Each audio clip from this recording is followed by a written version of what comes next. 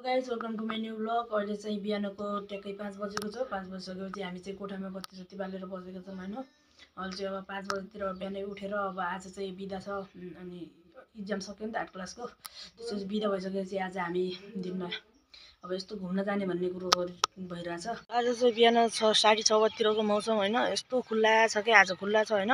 अनि यतापट्टि अब आन्टीहरू पनि अब पाकिसकेको छ नि त, तोरी पाकिसकेको छ, तोरी निकाल्न लाग्नुभएको छ। यहाँ चाहिँ भान्जा अब मेरो साथमा चाहिँ हामी पसलतिर जान लागिसकेको होइन। बिहानै आन्टी र होइन भान्जा चाहिँ भेट्न आउँदा बित्तिकै लडाइँ गरिहाल्नुहुन्छ क्या होइन। आन्टी फेरि यता दास ब्रुस गर्न लाग्नुभएको छ। खाना आइसकेपछि होइन, खानासाना खाएर अनि बजारतिर बाइकमा जानु पर्ला, उता काम छ।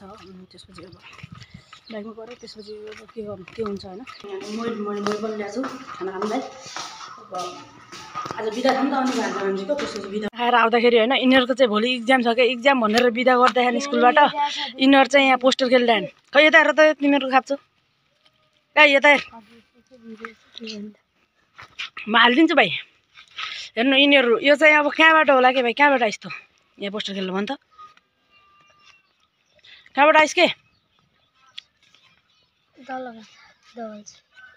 तल्लोबाट आएको अरे यो भाइ चाहिँ, तल्लो गाउँबाट होइन। यिनीहरू हेर्नु भोलि इक्जाम छ। भोलि के को इक्जाम छ तेरो? मेरो केटी तराउने केटा भन् भाइ। मैले सामाजिक। तेरो के को छ? मेरो गणितको छ कि म्याथको छ थाहा छैन। तेरो के को छ भोलि? सो गाइस अहिले चाहिँ हामी बजार जान लागेका छौँ।